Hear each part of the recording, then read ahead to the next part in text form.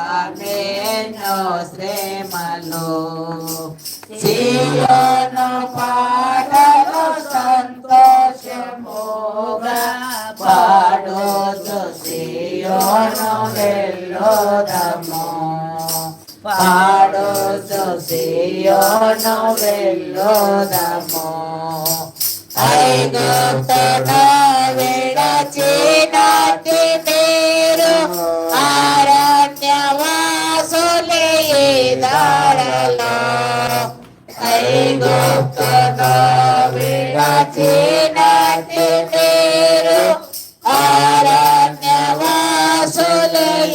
దారలో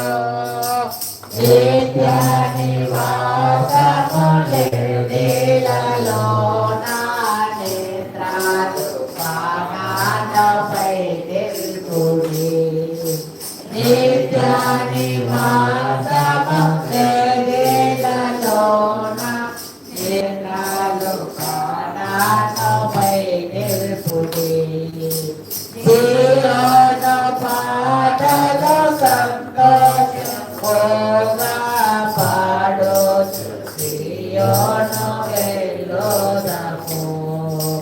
పాడుచు సియోను వెళ్ళుదము మరణ పోలిన చేతైన ఫలముల ద్వారా పవలసి కొనలేమే మరణ పోలిన చేతైన ఫలముల ద్వారా పవలసి కొనలేమే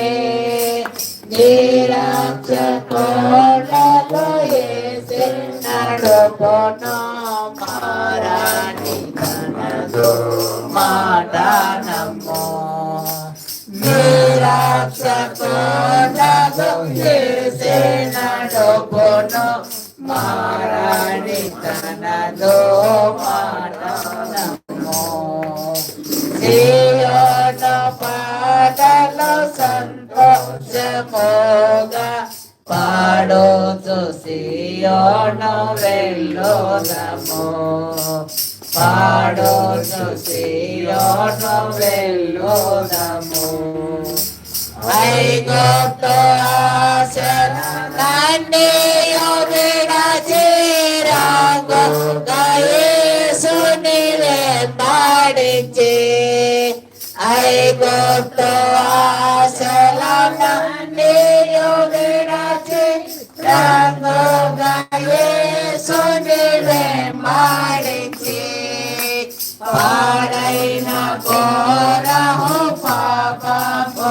మాని విధేయులై విరాజిల్లుడి పాడైన కోరహు పాపము మాని విధేయులై విరాజిల్లుడి సియోను పాటలు సంతోషముగా పాడుచు సియోను వెళ్ళుదము పాడుచు సియోను వెళ్ళుదము ఆనందమయ పరలోకము మనది అక్కడ నుండి వచ్చునేసు ఆనందమయ పరలోకము మనది అక్కడ నుండి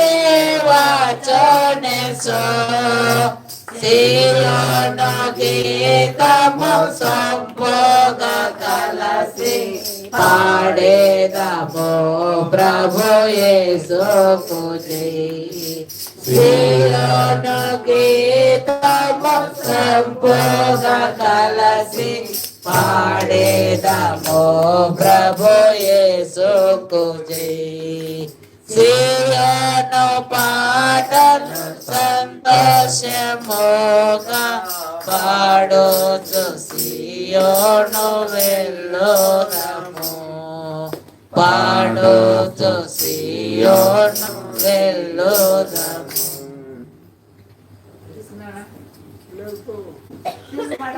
నేను పాడతాను, నేను చెప్తా తట్టుకో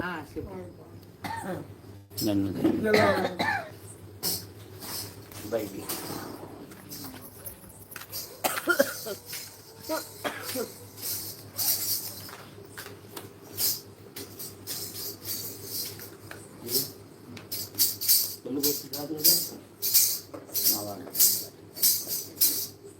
ఆదికాండం 49వ అధ్యాయం.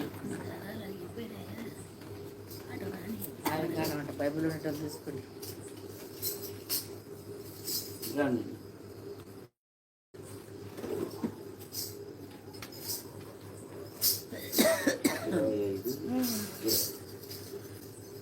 ఆదికాండం 50 అధ్యాయము.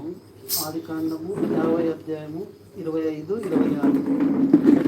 మరియు యోసేపు, దేవుడు నిశ్చయముగా మిమ్మల్ని చూడవచ్చును, అప్పుడు మీరు నా ఎముకలను ఇక్కడ నుండి తీసుకొని పోవాలనని చెప్పి ఇశ్రాయేలు కుమారుల చేత ప్రమాణము చేయించుకొనెను.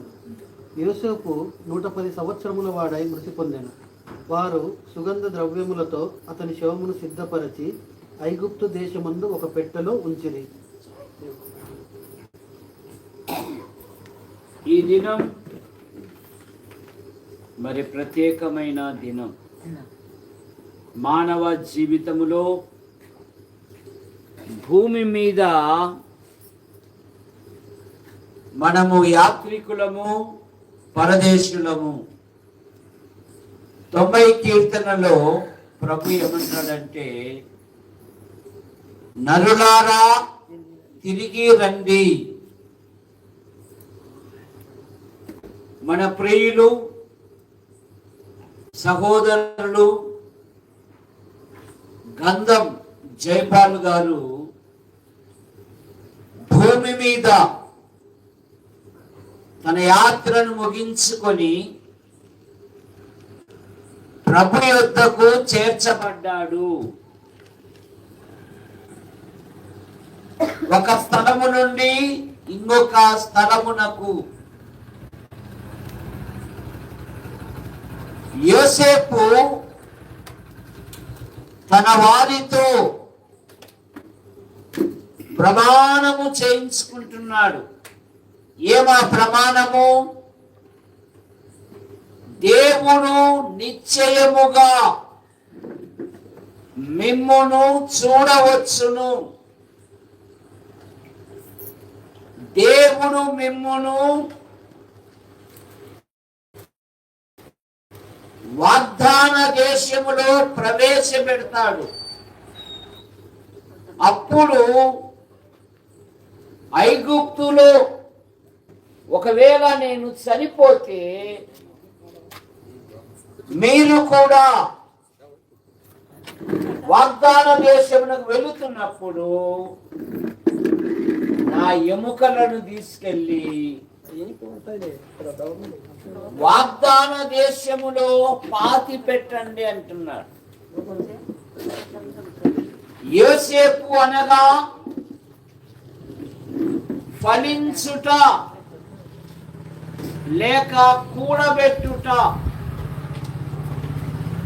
యోసేపును యాకోబు అమితముగా ప్రేమించాడు. తన కుమారుల కంటే ఎక్కువగా యోసేపును ప్రేమించి విచిత్రమైన నిలువుటంగిని కుట్టించాడు. యోసేపు చేసే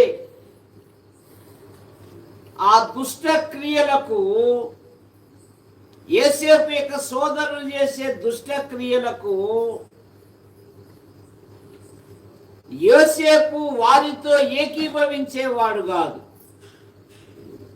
వారు చేసే చెడు పనులను గురించి తండ్రికి తెలియజేసేవాడు. యోసేపు గొర్రెల కాపరి. తండ్రి మందను అప్పగించాడు. యోసేపు సహోదరులను వెతికినవాడు. కలగని కల చెప్పాడు. అన్నయ్య మనమంతా జొన్న చేను కోసాము, కుప్పలేసాము. మీ కుప్పలన్నీ నా కుప్పకు ముక్కాయి, ఆఖరికి సూర్యుడు చంద్రుడు కూడా ముక్కుతారు అంటే, ఎరా అమ్మా నాయన కూడా నీకు ముక్కుతారా అని ఆ కళను బట్టి యోసేపు మీద అసూయపడ్డారు, పగబడ్డారు. మరింత అసూయపడి ఐగుప్తునకు అమ్మివేస్తారు. కానీ ఆదికాండం 39లో యెహోవా యోసేపునకు తోడై ఉండెను. యోసేపును బట్టి ఆ ఐగుప్తుని ఇంటిని ఆశీర్వదించాడంట దేవుడు. కానీ యోసేపు దివ్య సుందరుడు, దుష్ట స్నేహము, మంచి నడవడిని, చెరుపును ఈ దినాలలో యవనస్తులు యవన ఇచ్చెలకు, పాప ఇచ్చెలకు, తుచ్చమైన అభిలాషలకు లోబడిపోతున్నారు. కానీ యోసేపు అయితే అదృశ్యుడైన దేవుని చూస్తూ ఆ శోధన నుండి పారిపోయాడు. ఫలితముగా ఖైదు అనుభవించాడు. ఒకానొక దినమున దేవుడు యోసేపును అందరూ చూస్తుండగానే ఐగుప్తు ప్రధానిగా చేశాడు. తన సోదరులతో యోసేపు అంటున్నాడు, మీరు నాకు కీడు చేయ ఉద్దేశించింది కానీ దేవుడైతే మేలుకే ఉద్దేశించెను అంటాడు. మీరు నన్ను ఇక్కడికి అమ్మి వేసినందుకు దుఃఖపడకుడి గాని మీకంటే ముందుగా దేవుడు నన్ను పంపెను అంటాడు. యోసేపు ఐగుప్తునకు ప్రధానమంత్రి అయి ఉండి కూడా యోసేపు ప్రతి మాటలో దేవుని ఘనపరిచేవాడు, దేవుని మహిమపరిచేవాడు, దేవుని స్తుతించేవాడు. ప్రతి విషయంలో యోసేపు దేవుని హెచ్చించేవాడు. మన ఆధ్యాత్మిక జీవితంలో కూడా ప్రభు మనల్ని హెచ్చించే కొలది మనం ప్రభుని హెచ్చించాలి. మనముగా హెచ్చించుకుంటే నష్టపోతాం.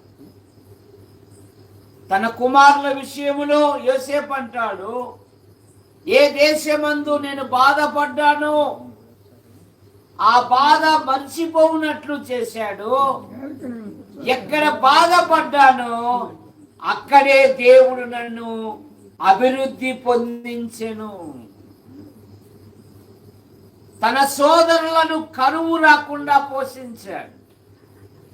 ఇప్పుడు అంటున్నాడు, దేవుడు నిశ్చయముగా మిమ్మల్ని చూడవచ్చును, నన్ను ఐగుప్తులో నుండి వాగ్దాన దేశములో నా ఎముకలను పాతి పెట్టండి. సహోదరులు గంగం జయపాల్ గారు భూమి మీద తన యాత్రను ముగించుకొని తన కుటుంబానికి సేవ చేసి ప్రభు యొద్దకు చేర్చబడ్డాడు. మరి సజీవులుగా ఉన్న మన పరిస్థితి ఏమిటి? బైబిల్ ఏం చెప్తుందంటే, మనుషులు ఒక్కసారే మృతి పొందవలెను, ఆ తర్వాత తీర్పు జరుగును. మనలో ప్రతి వారును తన్ను గురించి దేవునికి లెక్క అప్పగించాలి. భూలోకమునకు తీర్పు తీర్చబోయేది ఒక దినము దేవుడు నిర్ణయించి ఉన్నాడు. అయ్యో నేనెంత దౌర్భాగ్యుడను, ఇట్టి మరణమునకు లోనకు శరీరము నుండి నన్ను ఎవడు విడిపించును?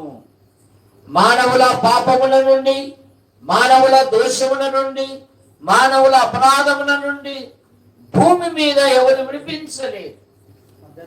దేవుడే లోకమును ప్రేమించి యేసుక్రీస్తు నామములో భూలోకానికి వచ్చి మన పాపముల కొరకు, మన దోషముల కొరకు మన అపరాధముల నిమిత్తమై ఆయన శిలువలో బలియాగమయ్యాడు. యోహాను సువార్త 5:24 నా మాట విని నన్ను పంపిన వాని యందు విశ్వాసముంచు ప్రతివాడు నిత్య జీవము గలవాడు. వాడు మరణంలో నుండి తీర్పులోనికి రాక జీవములోనికి దాటి ఉన్నాడు. అయ్యలారా, రక్షణ పొందుటకు నేనేమి చేయవలెను?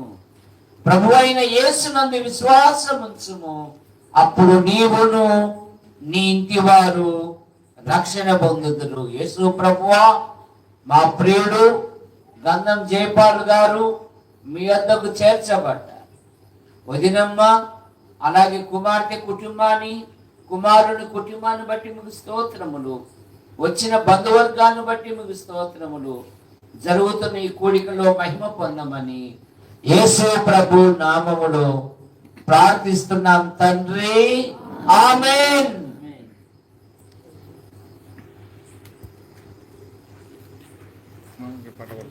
మామకి